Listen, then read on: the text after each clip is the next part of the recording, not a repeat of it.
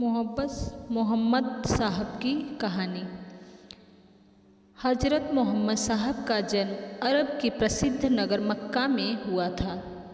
उनकी माता का नाम आमीना तथा पिता का नाम अब्दुल्लाह था। जन्म से 2 माह पूर्व उनके पिता का निधन हो गया।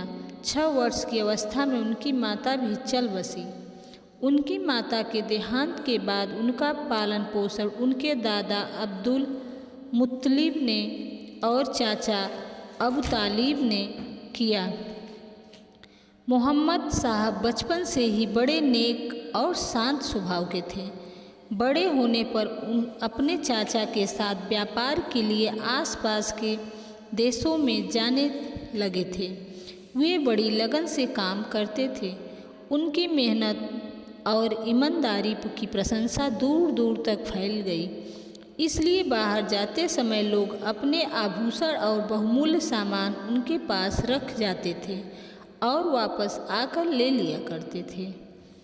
उन दिनों अरब देश में बहुत सी कुरीतियाँ प्रचलित थी। अरब निवासी अनेक किस्म के अंधविश्वासों में जकड़े हुए थे। वे जादू टोने में विश्वास करते थे, जुआ खेलते थे और मदिरा पीकर आपस में लड़ते झगड़ते थे।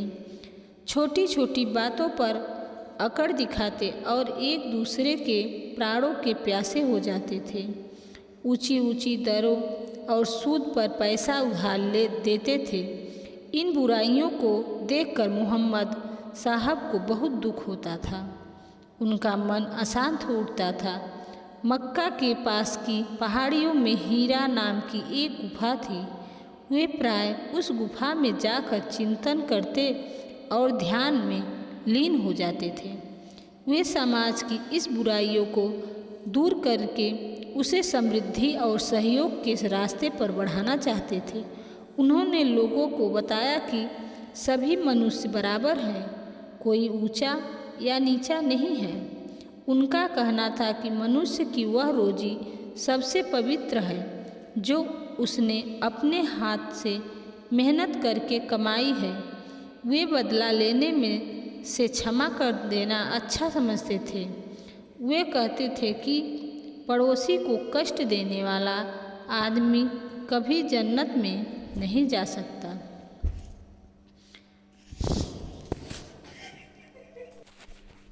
उन्होंने कहा कि आदमी को अपनी ईमानदारी का कुछ हिस्सा गरीबों की मदद में लगाना चाहिए, दूसरों की अमानत की रक्षा करनी चाहिए, सभी धर्मों का आदर करना चाहिए, सुखखोरी नहीं करनी चाहिए, बुरी आदतों जैसे शराब पीना, जुआ खेलना आदि से दूर रहना चाहिए।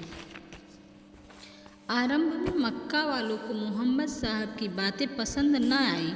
वे उन्हें तरह तरह के कष्ट देने लगे। वे उन्हें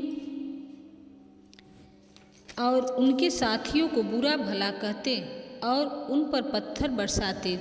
एक वृद्ध स्त्री तो उनसे इतनी रुष्ट थी कि जब वे रास्ते से निकलते तो उन पर कूड़ा फेंकती और रास्ते में कांटे बिखेर देती।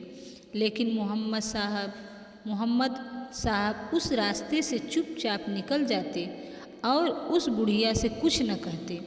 एक दिन वे उसी रास्ते से जा रहे थे तो न उन पर कूड़ा फेंका गया और न कांटे ही बिखेरे गए। उन्होंने पड़ोसियों से पूछा तो मालूम हुआ कि वह स्त्री बीमार है।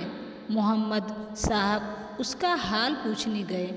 इस बात का उस स्त्री पर अच्छा प्रभाव पड़ा और उनका बहुत आदर करने लगी।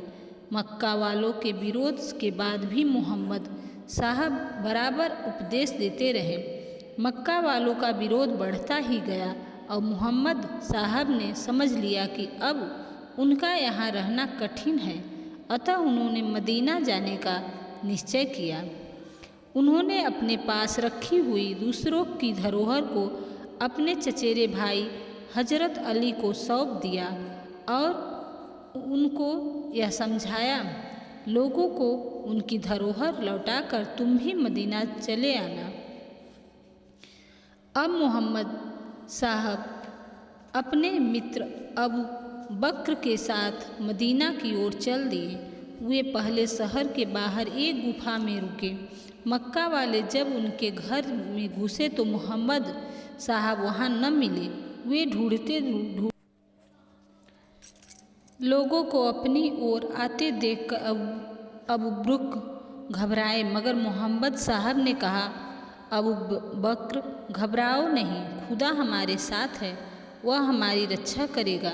कहा जाता है कि उसी समय मकड़ी ने गुफा के मुंह पर जाला बुन दिया।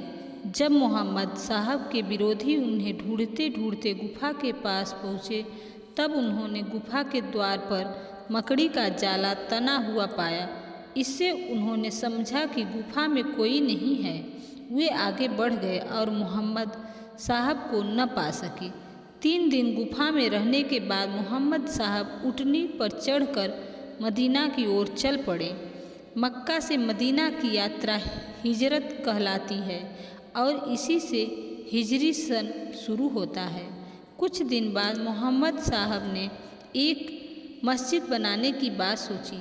मस्जिद बनाने के लिए जो ज़मीन पसंद की गई वह 2 अनाथ बच्चों की थी। ये बच्चे ज़मीन मुफ्त में देना चाहते थे, किंतु मोहम्मद साहब ने मुफ्त की ज़मीन लेने से मना कर दिया। एक अंसारी ने इन ज़मीन का मूल्य चुका दिया। इन ज़मीन को मोहम्मद साहब ने एक मस्जिद बनाई। वे मस्जिद से मिले हुए कमरे में रहने लगे। कुछ समय बाद वह मस्जिद के नाम से मस्जिद ए नबी के नाम से प्रसिद्ध हुई। धीरे धीरे मोहम्मद साहब ने समर्थकों की संख्या बढ़ती गई और उनका यश चारों ओर फैल गया, मगर मक्का वाले उनसे झगड़ा करते ही रहे।